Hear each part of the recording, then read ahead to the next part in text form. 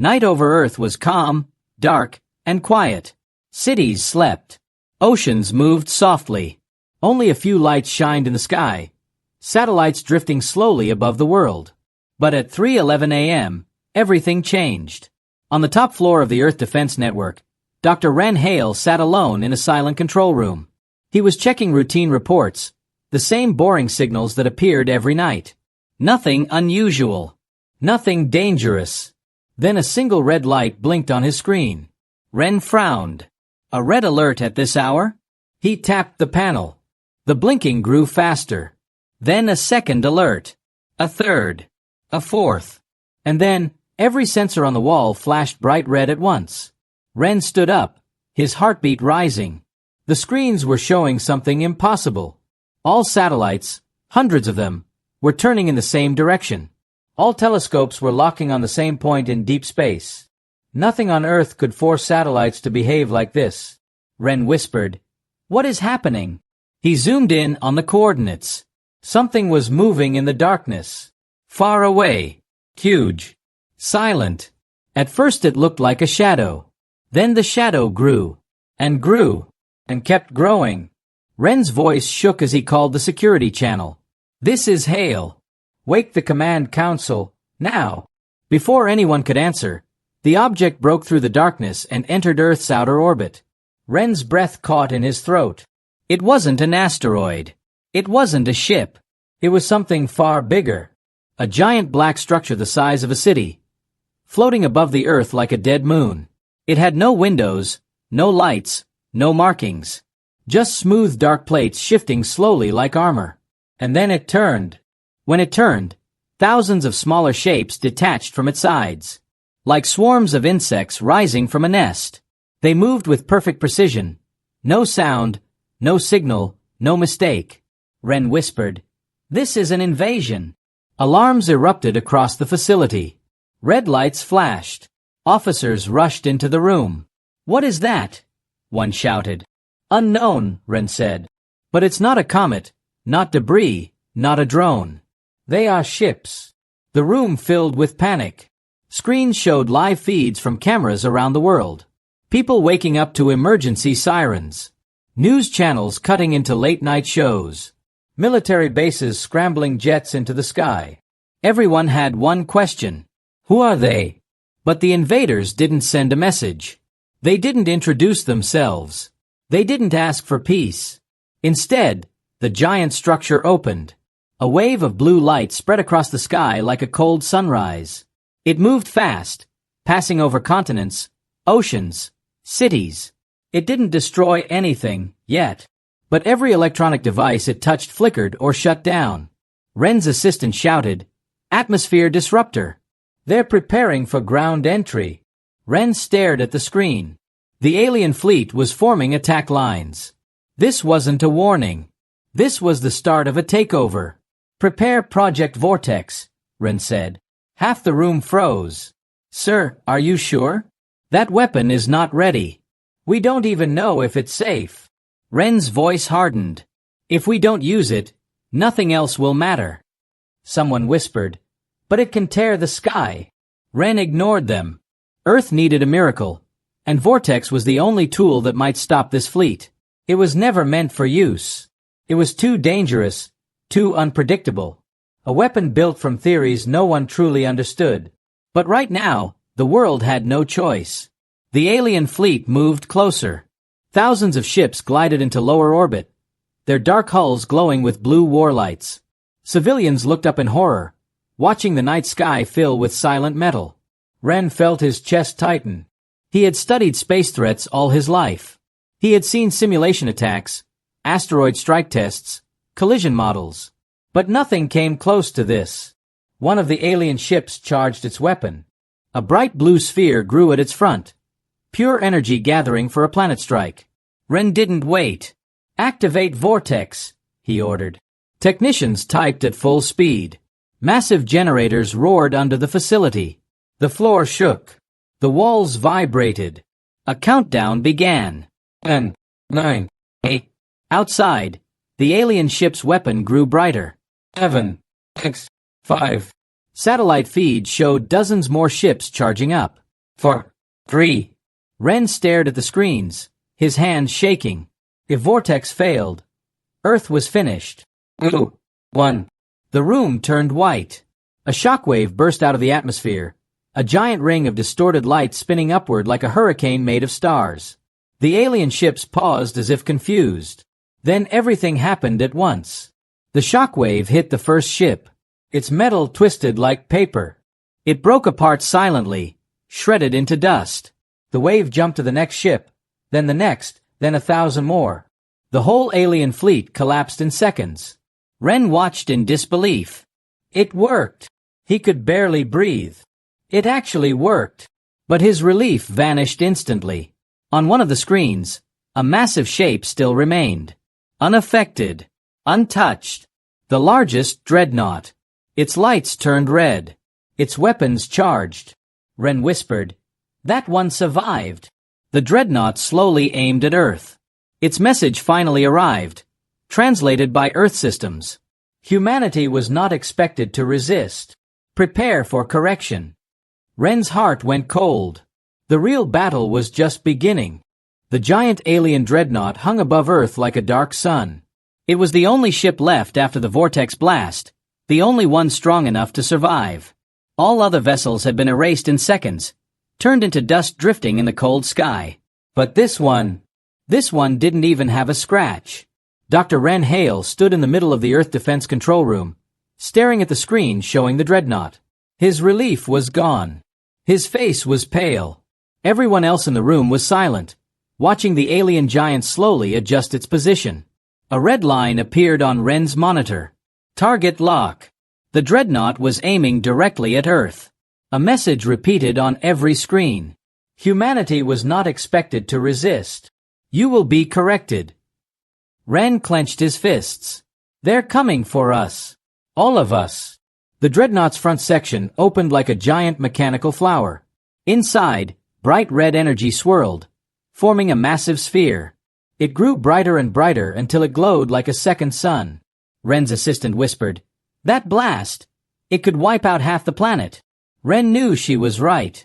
Vortex had worked on the smaller ships, but against this monster, he wasn't sure if a second strike would help or only make things worse. "Charge Vortex again," he ordered anyway. "But sir, there isn't enough power left." "Do it!" The room shifted into panic movements. Officers shouted commands, screens flashed warnings, and mechanical cores under the base rumbled like they were waking from a nightmare. But the dreadnought acted faster. A beam of red energy shot downward, straight toward Earth. Ren stared at the path of destruction. It wasn't aimed at a city, not at a military base, not at anything strategic. It was aimed at the planet itself. The beam was designed to cut the planet open. Ren shouted, "Emergency shields! Redirect power! Move everything we have!" Earth's defense satellites fired counterbeams, trying to break the alien blast. A wall of white energy formed around the upper atmosphere. The alien beam hit it. The whole world shook. Cities felt the rumble like an earthquake. Birds scattered. People screamed, running from windows. Car alarms went off. Ocean waves rose like monsters. Ren grabbed the table to steady himself. "Shields holding," someone yelled. "For how long?" Ren shouted back. The shield flickered. The alien beam grew stronger. The dreadnought was not only firing, it was studying Earth's defenses, learning their patterns, adapting. Ren saw the analysis icons appearing on the alien ship's display. "They're learning," he whispered. "They're studying us." A new alert appeared on the screen. The dreadnought is adjusting beam frequency. Shields will fail in 40 seconds. Ren's stomach dropped.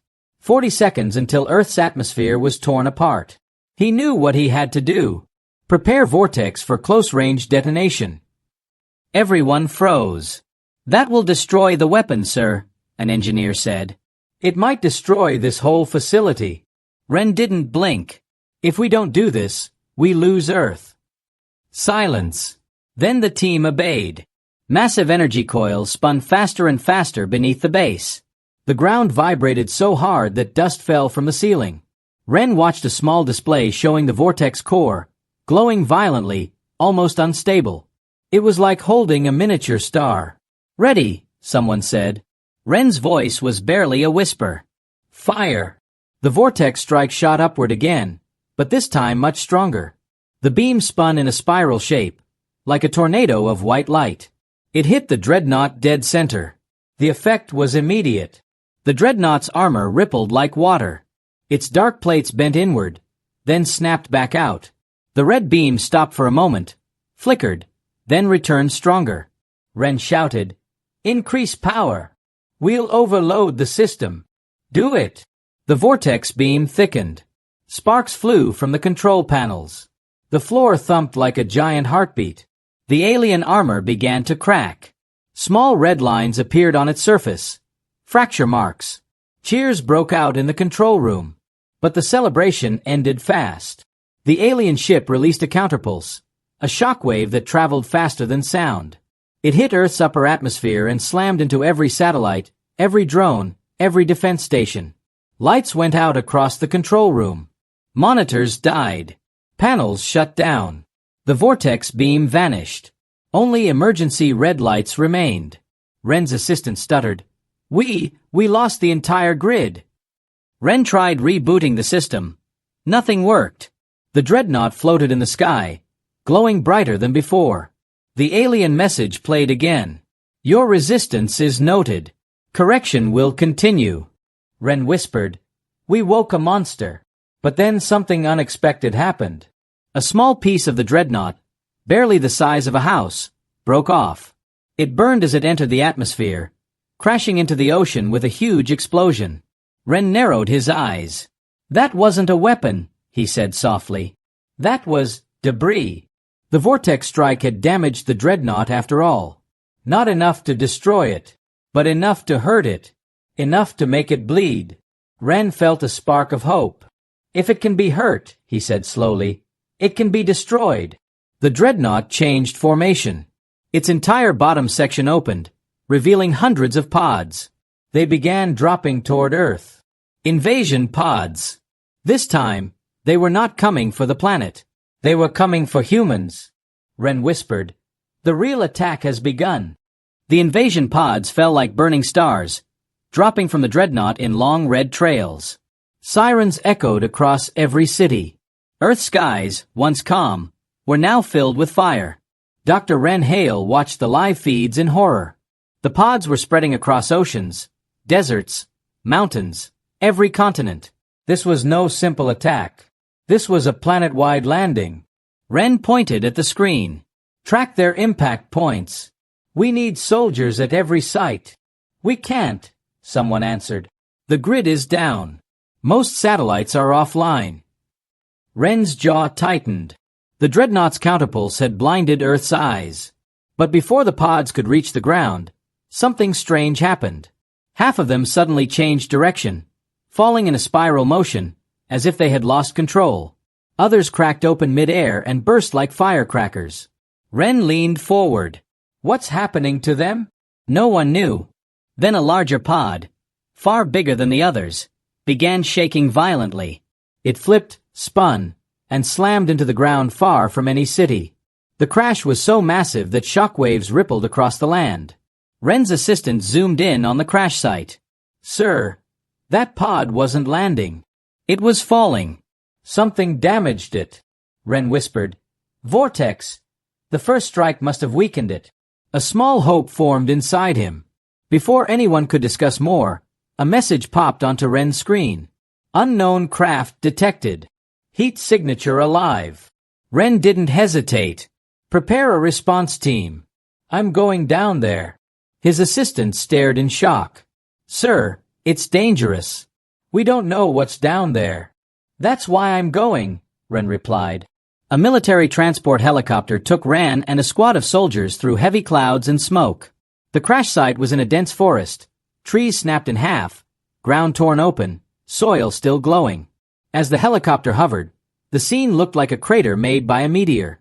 But in the center lay the alien pod, twisted metal, broken panels, sparks jumping off shattered circuits.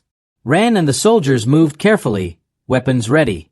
The pod hissed, releasing hot steam. Ren raised his hand. "Stay alert." A loud crack echoed from inside the structure. Something moved. A soldier pointed. "Sir, something's alive." Out of the broken metal, a figure crawled. It was tall, thin, and covered in dark armor burned from the crash. Its skin was pale and smooth, its eyes large and black like glass. It breathed heavily, almost choking. Ren felt fear tighten his chest, but he stepped closer. The alien lifted its head slowly. It spoke, its voice low and cracked. "Human leader." The soldiers aimed their guns, but Ren raised his hand. "Hold fire." The alien reached out with shaking fingers. Its armor was melting, revealing glowing lines on its skin. It looked wounded, broken. Ren crouched beside it. "Why are you here?" he asked. "Why invade our world?" The alien's breath rattled. "Not invasion, elimination." Ren's stomach twisted. "Why eliminate us?" The alien coughed, dark liquid dripping from its mouth. "Because your kind breaks rules, rules of growth." Ren didn't understand. "What rules?" The alien touched its chest. "You humans evolve too fast. You invent beyond your age. You rise too quickly. You climb without permission." The soldiers exchanged confused looks. The alien continued, voice fading. "In the star records, your world is marked. Tier 0 are primitive. You must not reach higher levels. It is forbidden." Ren shook his head. "We didn't ask for war." "You were not meant to survive," the alien said. "Your first strike. Impossible. No world below Tier 2 can destroy an Imperial fleet." Ren felt a chill. "So someone lied about us?" The alien's eyes dimmed. "Someone helped you. Someone gave you power, power you should not have." Ren's breath froze. "Someone helped humanity? Who? Why?" The alien struggled to speak more. "There is a ruler, above all fleets, above all armies. The one who commands judgment." Ren leaned closer. "Who?" The alien whispered. "The Primarch." The soldiers stiffened. Ren asked softly, "Is he coming?" "He always comes," the alien said. "He will correct your world and erase your sky." Its voice dropped to a barely audible whisper. "He never fails." The alien collapsed. Its body turned dark, then crumbled into thin dust, blown away by the wind. Ren stood up slowly. A cold fear settled in his chest. A new threat. Stronger than the dreadnought. Stronger than the entire fleet. The Primarch. Back in the helicopter, Ren's team tried restoring communication. Screens flickered. Then finally one alert appeared. Ren's heart dropped. A massive signal detected. Stronger than the dreadnought. Much, much larger. Coming out of deep space. Coming fast. The system translated the energy reading. Hypergate opening. Ren closed his eyes. The Primarch was arriving. He turned to his soldiers. "Prepare the world. A storm is coming." The pilot shouted over the noise. "Sir, the gate is opening above the atmosphere." Ren looked out the window. The sky was splitting again. But this time, the tear in space was 10 times larger. A giant shadow moved behind the rip, so massive it blocked the stars themselves. Ren whispered, "This is the real invasion." The tear in the sky widened until it looked like a burning wound across the stars. The entire world stopped to watch. People stood on rooftops, in fields, in streets, staring at the sky with fear and confusion. Every camera, every phone, every news channel pointed upward. Dr. Ren Hale watched from the returning helicopter, his hands cold and shaking. He had seen the dreadnought. He had seen the invasion pods. He had seen the alien survivors' warning. But nothing had prepared him for this. The tear opened fully, and something stepped through. At first, Ren thought it was a floating mountain. But then the shape grew, and grew, and grew. It was a fortress. Not a ship. Not a base. A moving fortress as big as a continent. Its surface was covered in black towers, glowing red veins, and rotating rings of unknown metal. Giant cannons hung from its sides. Blue lightning crawled over its armor, and its core burned like a small star. One soldier whispered. What is that thing? Ren answered without looking away. The Primarch's fortress. The helicopter shook as the fortress released a pulse of deep, rumbling sound, like thunder made of metal. Clouds twisted around it. Storm winds formed instantly, pushing waves across the oceans. Sirens exploded across every city on Earth again. Ren's headset buzzed with panicked voices. Control to hail. We see it. The object is entering low orbit. Is this the Primarch? Our systems can't read it. It's draining power from the grid. Ren shouted into the mic. Everyone stay calm. Prepare full defense. Repeat, full defense. But no one could stay calm. Because the fortress finally spoke. A deep, ancient voice echoed across every device, every radio, every broadcast channel. It didn't sound alive. It sounded like a storm inside a metal chamber. Humanity, you have gone beyond your path. Your evolution is unlawful. Ren felt a chill crawl down his spine. The whole world listened in terrified silence. Your world must be corrected. Your sky will be wiped. Your species will return to silence. Then everything went dark. Streetlights, power stations, hospitals, aircraft, phones. The entire planet fell into a blackout. Only one light remained in the sky. The burning core of the fortress. Back at Earth Defense Network headquarters, Ren rushed into the control room. Emergency red lights flickered. Engineers worked desperately to bring systems online. Machines sparked, alarms blared, cables smoked. Status, Ren demanded. Sir, a technician said, pale and shaking. The Primarch's fortress sent a dampening wave. It crushed our entire power grid. We can't reach satellites. All drones are dead. Defensive shields at zero. Ren's chest tightened. Earth was naked and defenseless. The image of the alien survivor flashed in his mind. He never fails. Ren refused to accept that. He slammed his hand on the table. Find a way to fight back. Any way. A general stepped forward. Sir, we detected something strange. What? The fortress is scanning Earth. Ren frowned. Scanning for what? The general swallowed hard. For vortex. Ren's blood ran cold. The Primarch knew.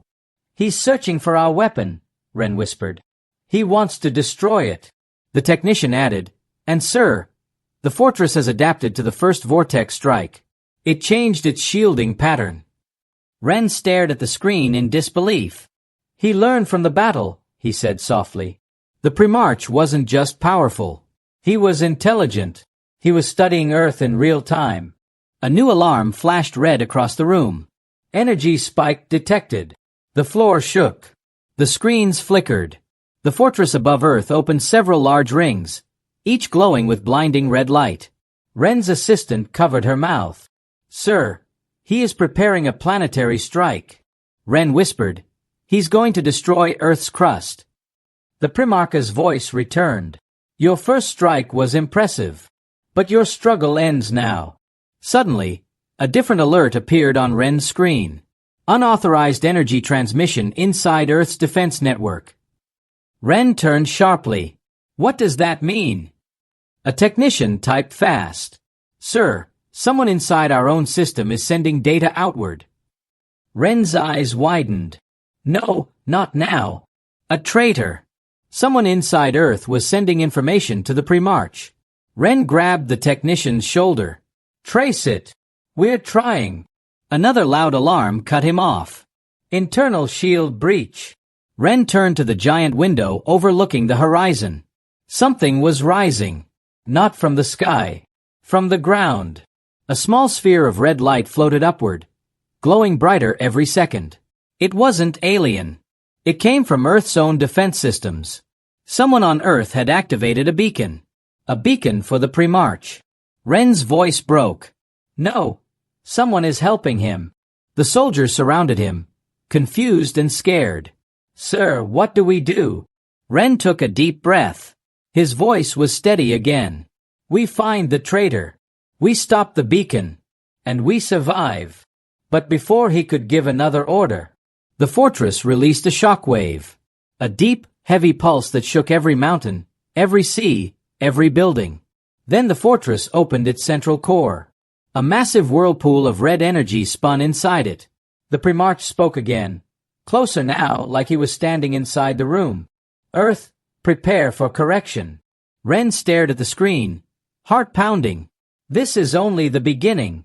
Dr. Rafi walked slowly into the ruined core chamber, the same place where the strange alarm had first appeared. The door hung from one hinge. The lights were dead. The smell of burnt wires and cold metal filled the air. Every step echoed like the room was holding its breath. He raised his small flashlight. The beam cut through the darkness and stopped on the broken floor panels. The blast from the explosion had almost torn the lab apart. But the strangest thing was not the damage. It was the silence. The whole room felt like sound itself had been pulled out. Commander Hale stepped inside behind him. "Stay alert," she whispered. "It was here. Whatever it was. It started here." Rafi checked the scanner in his hand. The device flickered, confused, like it was picking up something that did not fully exist. "It's here," he said softly. "I can feel it." The moment he spoke, the temperature dropped. A thin white fog formed near the far wall, swirling in a slow circle. It moved like smoke, but no fire had burned here. Then the fog stretched upward, as if something inside it was trying to take shape. Hale pulled out her sidearm, her voice tight. "Rafi, back away." But he did not move. He felt something pulling him forward.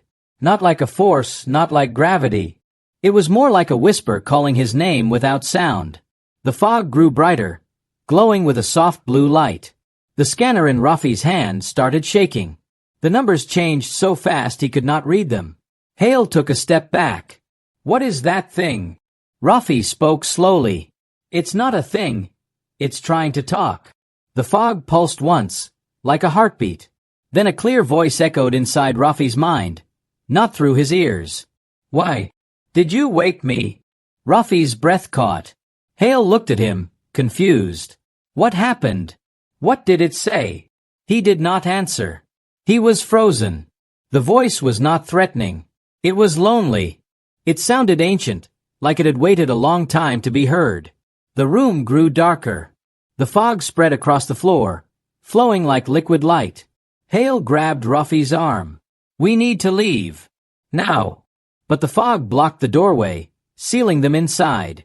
The voice came again, deeper this time. "You touched the signal. You broke the barrier." Rafi stared at the glowing mass. "We did not mean to." "The alarm." The voice cut him off. "The alarm was a warning. Not for you, but for me." Hale stepped forward, her voice steady but afraid. "What are you?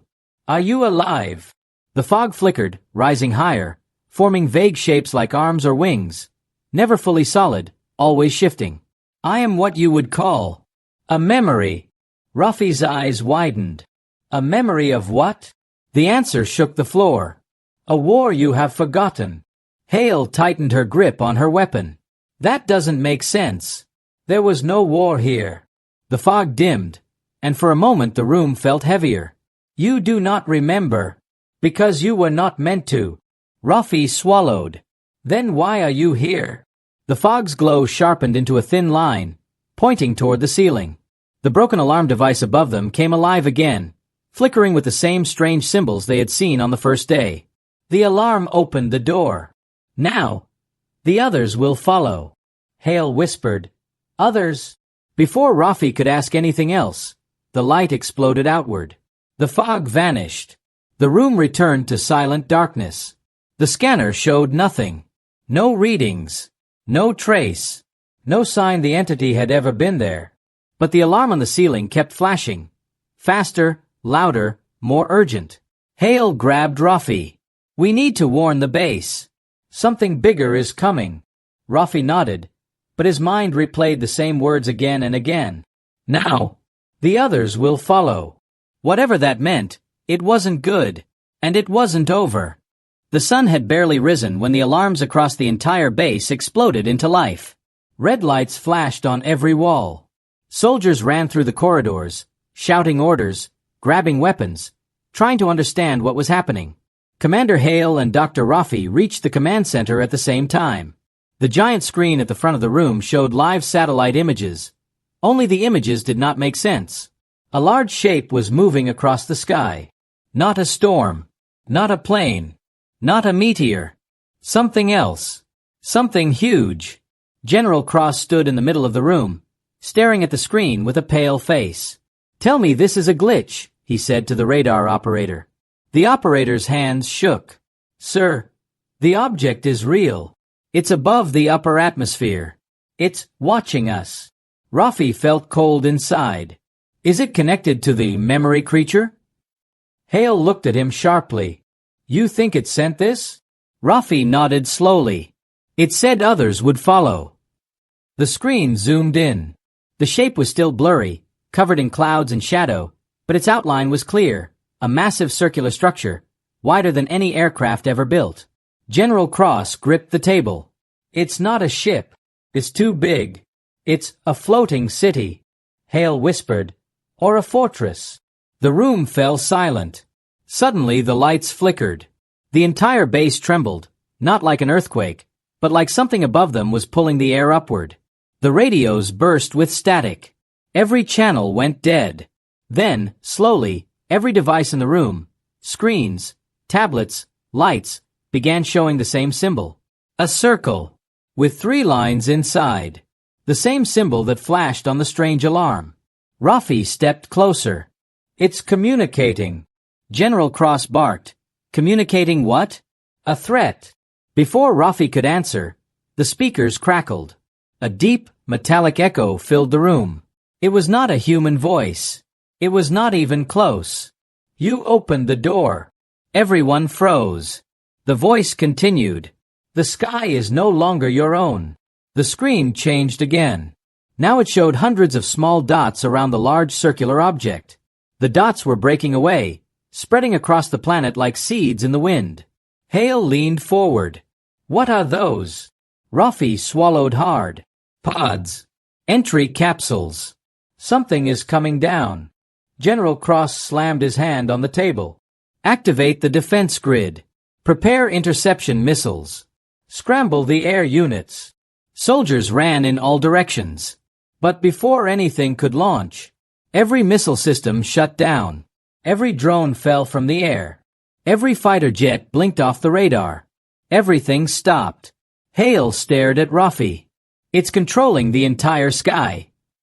Rafi's voice was low and shaking. "It's more than a threat. It's a takeover." Outside, the sky darkened as the first pod entered the atmosphere. A long burning trail followed behind it like a falling star. Then another. And another. Dozens. Hundreds. Maybe thousands. The ground shook as the first one struck the desert only 2 kilometers away. A bright flash filled the horizon. The dust cloud rose like a mountain. General Cross looked at Hale. "Evacuate all civilians. Secure all intel. Rafi, you're with me. We need answers." But Rafi wasn't listening. His eyes were locked on the sky. Because the huge circular object, the fortress, the city, whatever it was, had begun to descend. Slowly. Silently. As if the entire planet belonged to it. Hale touched his arm. "What now?" Rafi whispered. "Now the invasion begins." The ground shook again as more pods crashed across the desert. Each impact felt like a hammer hitting the earth. Dust clouds covered the sky. The wind carried the sound of metal opening and something stepping out. Inside the base, everyone moved fast, running, shouting, preparing for a fight they were not ready for. Commander Hale stood in front of the command room window, watching the massive alien fortress slowly descend. Its shadow covered the land like a second night. General Cross entered with 2 guards. "It's time," he said. Hale turned. "Time for what?" Cross opened a small metal case. Inside was a single black device with sharp edges and glowing lines. Rafi stepped forward, eyes wide. "That's the trigger for the Horizon First Strike?" Cross nodded. "Our only weapon strong enough to hit an entire fleet in space. Years of work. Never tested. And we only get 1 shot." Hale frowned. Sir, we don't even know if it will work. Cross looked at both of them with steady eyes. If we do nothing, we lose the planet. If we use this, maybe we have a chance. The fortress above them turned slightly. A low hum rolled across the sky, shaking every bone in their bodies. Ruffy swallowed. It's charging something. Then we fire first, Cross said. They moved to the lower vault, deep under the base. The heavy door opened with a hiss. Inside, a long metallic tube aimed straight upward through a sliding roof panel. Lights blinked around it. The Horizon engine. The most dangerous weapon humanity ever built. Hale looked at Ruffy. Can you calibrate it? Ruffy nodded and ran to the main panel. His fingers flew across the controls. Power cells alive. Targeting link open. Charging start. The machine vibrated with a rising deep sound. Above ground, soldiers yelled as more pods landed closer and closer. One crashed near the base gate, lifting a fireball into the air. The ground shook again. Ruffy kept working. Sweat ran down his face. Cross stood behind him, holding the black trigger. Tell me when. Hale checked the exterior cameras. Sir, the fortress is turning directly toward us. Ruffy froze. That means... A beam of blue light formed at the bottom of the alien fortress. It glowed brighter, aiming straight at the desert. Straight at them. Ruffy shouted, General, fire now. Cross didn't hesitate. He pressed the trigger. The entire vault exploded with white light. The Horizon engine fired a massive column of pure energy upward. The power was so strong the ground cracked beneath them. The beam hit the alien fortress in half a second. Silence. Then, a shockwave burst across the sky. Clouds tore apart. The fortress did not explode. It simply vanished. It turned into dust, into light, into nothing. The pods across the desert went still. Every alien machine froze. Every signal died. Hale stared at the sky in disbelief. It worked. We erased them. General Cross slowly lowered the empty trigger. Humanity's first strike, he said softly. A strike they never saw coming. Ruffy looked at the silent battlefield outside. But, if one fortress found us... Hale finished his thought. More will come. Cross nodded. Then we prepare. We survived the first wave. Now we build something stronger. Outside, the dust settled. The world was quiet again. But above that calm sky, far beyond the atmosphere, something else was already moving. Another signal. Another fleet. Another threat. Humanity had won the first fight. But the war had only just begun.